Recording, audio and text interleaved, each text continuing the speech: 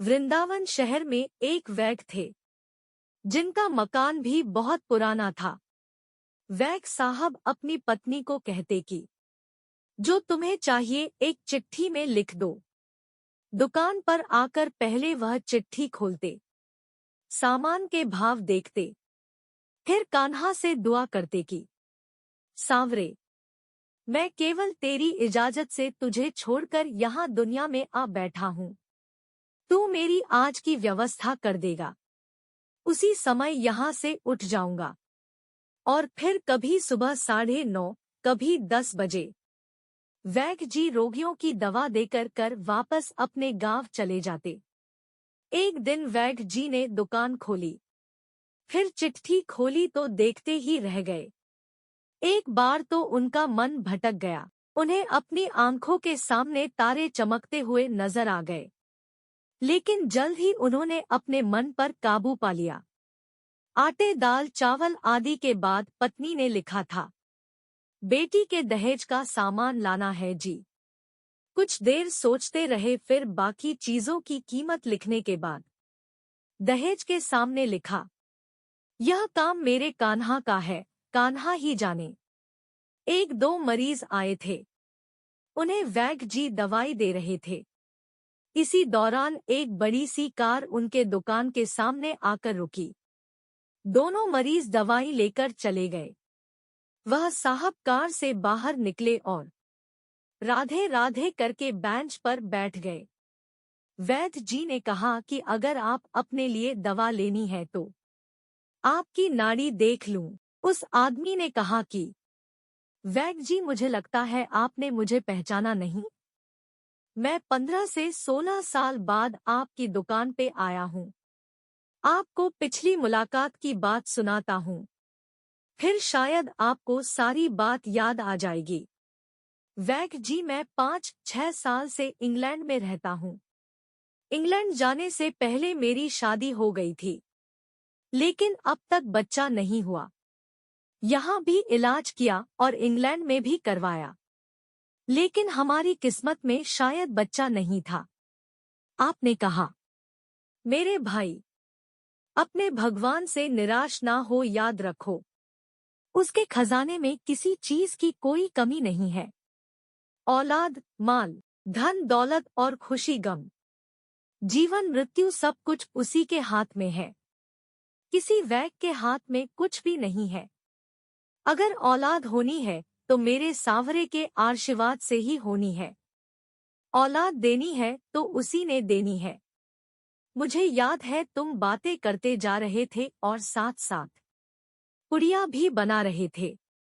फिर आपने मुझसे पूछा कि तुम्हारा नाम क्या है। मैंने बताया कि मेरा नाम सतीश है।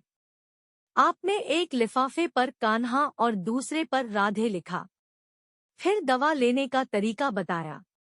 लेकिन जब मैंने पूछा कितने पैसे, आपने कहा बस ठीक है। मैंने जोर डाला तो आपने कहा कि आज का खाता बंद हो गया है। मैंने कहा मुझे आपकी बात समझ नहीं आई। किसी ने बताया कि भाई, आज के घर खर्च के लिए जितनी रकम वैद्य ने कान्हा जी से मांगी थी वह सांवरे ने इनको दे दी है। अधिक पैसे वे नहीं ले सकते। मैं बहुत हैरान हुआ और शर्मिंदा भी हुआ कि मेरे कितने घटिया विचार थे और यह वैद्य कितना महान व्यक्ति है।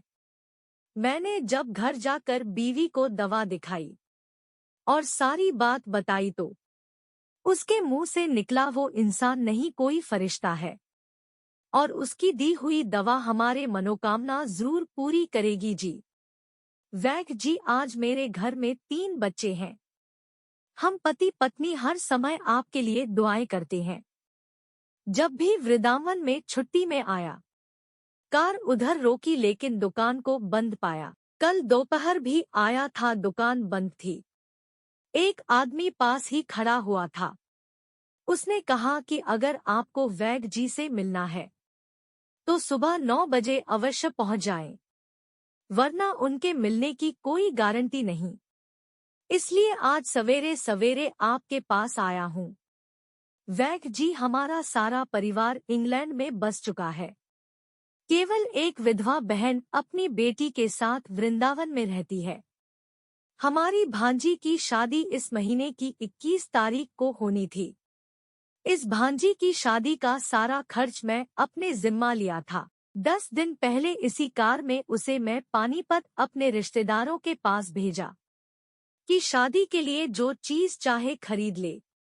उसे पानीपत जाते ही बुखार हो गया, लेकिन उसने किसी को नहीं बताया। बुखार की दवा खाती रही और बाजारों में फिरती रही। बाजार में फिरते फिरते अचानक बेहोश होकर गिरी। उसे अस्पताल ले गए। वह बेचारी इस दुनिया से चली गई। इसके मरते ही न जाने क्यों मुझे और मेरी पत्नी को आपकी बेटी का ख्याल आया। हमने और हमारे सभी परिवार ने फैसला किया है कि हम अपनी भांजी के सभी दहेज का सामान आपके यहाँ पहुँचा देंगे। शादी जल्दी है तो इंतजाम खुद करेंगे, और अगर अभी कुछ देर है तो सभी खर्चों के लिए पैसा आपको नकदी पहुँचा देंगे। आप कृपा करके मना मत करना। अपना घर दिखा दे ताकि सारा सामान वहां पहुंचाया जा सके। वैद्य जी हैरान परेशान हुए बोले, सतीश जी, आप जो कुछ कह रहे हैं मुझे समझ नहीं आ रहा। मेरा इतना मन नहीं है।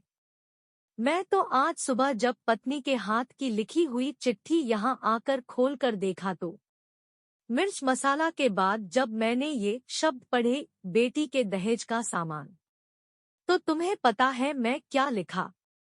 आप खुद यह चिट्ठी जरा देखें।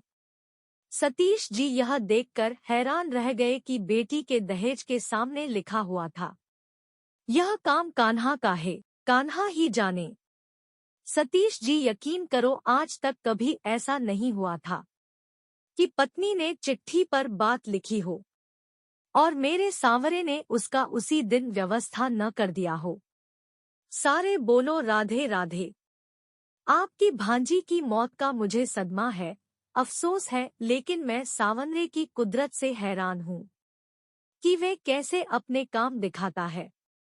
राधे राधे। राधे राधे।